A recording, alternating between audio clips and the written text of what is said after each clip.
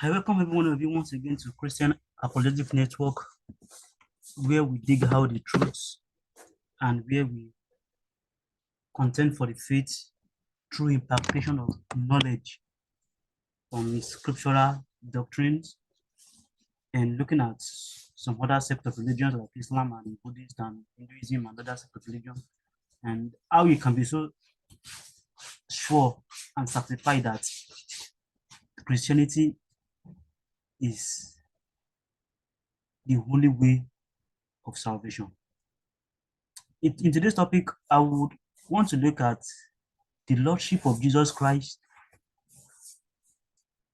based on the Quran. That is, how the Quran accepts the Lordship of Jesus Christ. And I will want you to stay with me to the very end. This is going to be a very short video, but as short as it is, it's going to be very, very impactful and what you watch. Now, in Surah 9, Ayah 31, that is Quran chapter 9, verse 31. This is the Sahih International Version, and I want you to read with me, please.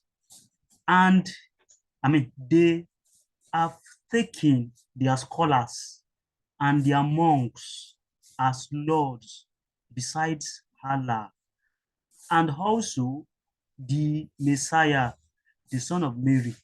Now, I just want us to look at this. Now, here it says they have taken, that is the Nasaras, the Christians. This ayah is talking about the Nasaras, and you know that when you talk about Nasaras are usually are in the Quran. Nasaras are known as Christians.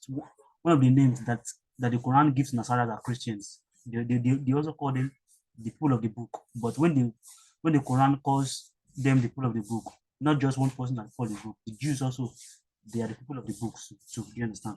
So, but in here, when you hear Nasara are immediately Christian. But when you look at the deep, when you study the history of Nasara, you understand that Nasara they are not Christian. They are like a occultic group that they call themselves Christians, but they're not Christians. Just like in today's time, we have so many groups that call themselves Christians, but we know that they are not Christians. Okay, how do you know that someone is a Christian? Anybody that is not following these precepts and the commandment of Jesus Christ is not a Christian. Anyone that does not follow the law of Jesus Christ is not a Christian. Are you with me? So if their doctrine is against what the New Testament teaches, then they're not Christians. So these Nasaras they're not Christians per se, but the Quran says that they are Christians. So let us just go by the Quran that they are Christians, okay? So anytime you see the Quran saying that the Nasaras, you think that they're referring to the Christians, but the Nasaras are not Christians. But that's not for the topic for today. It says, now the Christians, they have taken their scholars. Now, they have taken their scholars. Excuse me, let me just say this. They've taken their scholars.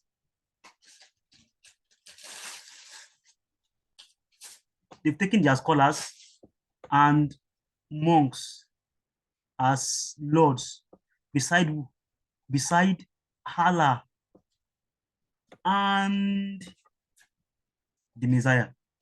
That is, what is this saying? This is equating Allah with the Messiah, Jesus Christ. It says they have taken their scholars and monks as Lord instead of them taking Allah and the Messiah. Who is the Messiah? Jesus Christ. You can say son of the son of Mary. So it's are you with me now? So anytime you see the word and is a conjunctional word. And helps to join two words together. When you say Allah and the Messiah, that means Allah and Jesus Christ. That means is equating Allah and Jesus Christ as one. That is, instead of the Christians, the Nasaras, instead of them to take Allah and Jesus Christ as their Lord, they are taking their scholars and their monks as their Lord. So the Quran is directly affirming the Lordship of Jesus Christ and equating Jesus Christ to be in partnership with Allah. That is, everything that Allah is, Jesus Christ is, which further proves what we Christians has been saying, Are you getting what I'm saying now? So, but this is the original translation of this. As you can see, this is the Sahih International, and you see this, and this also that you see here, this also that you see, this also, it is not there. You can see that it's in brackets. When you look at the original Arabic translation, it is not there. You see this command that they put here. The reason they have to put the command is so that they want to separate the word of and the Messiah from Allah, meaning that they want to say that it is that what the translators want to say is that they want to say that they have taken their scholars and monks and the Messiah as Lord besides Allah. So that's what they intend to want to do for this English translation.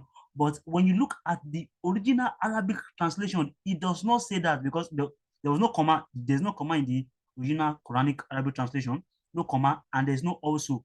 I'm going to prove it to you now, so that you will see that it's clearly stated that they have taken their scholars and monks as Lord beside Allah and the Messiah. Let us go to the Quranic translation.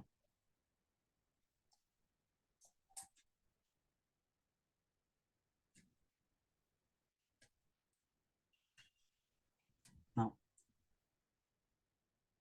this is Surah. I mean, this is myislam.org. As you can see, this is an Islamic website, not my own website. I'm not the one that created this website. I'm not meant for Christians. It is Muslims that themselves that created this website. So now look at, let us this, when you point, when I point my cursor, you see that it's going to translate the Arabic translation here that is written. It's going to translate it to English, and you can also copy it and put it in Google Translator, and then you will see the original Arabic translation that there was no comma and there was no also in bracket there. Now let us read together. They, this is they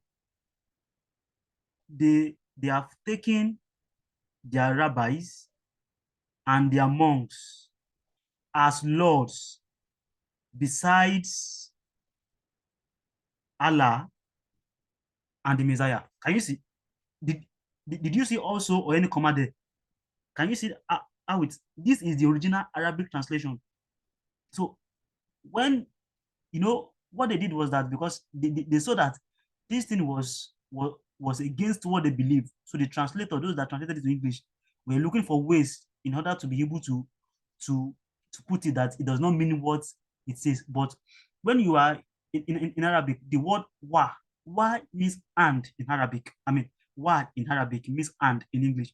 So when you see wa means and. So it is a conjunctional word in Arabic, that is, you join two things together, two words together. When you join them together, so it is wa. So when you see wa, it means, you can let us look at this. Is, I said, itakazu abarahum wa. This wa means and. Let us go to this thing to see. They have taken their monks and wa. Can you see? Abarahum, that is scholars. Wa means and. Rubanahum, that is monks. In the Greek, it is called rabbi, rabbona, but in this in Arabic, it is called Rubanahum. Now, he said, Abamim, Dunil Lahi, Wa Masihab, Na Mariama. Now, let us look at you can see the word wa again, which signifies that word and. See, wa. And the Messiah. So when you see wa is a conjunctional word. So it joins that, instead of them to take Allah and Jesus Christ as their Lord. So the Quran is directly affirming the Lordship of Jesus Christ. So any Muslim that says Jesus Christ is not Lord is probably have to go to the Quran and then battle it out with the Quran. Now, before I close this video, I want to make this point clear. Look, when you read some translations, I'm going to open some other translations to you so you can read it, and you see that this translation did not say what the original Arabic text said. They twisted it, because this is the original Arabic text was saying the same thing, was saying a different thing. Why those that translated the Arabic from to English said the same thing? Let's look at some translation. There are other translations here. Verses. Okay. Okay, this is just high international. I can get some other, but let us look at some other translations. Let's go to Quran X. So we can guess, because this is picked up. Now Pictor says they have taken as lords beside Allah, their rabbis and their monks, and the son of and the Messiah, son of Mary. Can you see that Pick Hall twisted this word, which this is not the original Arabic word for this. This is not the original translation from the Arabic source. And you see, one of the excuse and the scam that the scholars of Islam that they use for you people, especially for those that does not understand apologetics or does not understand Quran, and for people that are not Arabic speaking and does not know Arabic. One of the things that they did was that they will tell you, you don't understand Arabic, you do not know Arabic. Arabic is not like your language. Do you understand? So, but yet these same scholars, you will see them quoting the scriptures as if they themselves quoting the Bible as if they understand the Hebrew Bible and they understand the Greek Bible. If we are to go by their word saying that you don't understand Arabic, the Christians who can say you don't understand Hebrew, you don't understand that Greek. Do you get what I'm saying? But the original Arabic text it is not translated as this. I showed you the proof that this is not what it says, because it did not say they have taken as Lord beside Allah, their rabbis and monks. Pictor said different thing. Now I want you to look at the translation of Pictor, and you look at the translation of Sahih International and see if it means the same thing. You will see that so many translators are now contradicting each other on this very same ayah.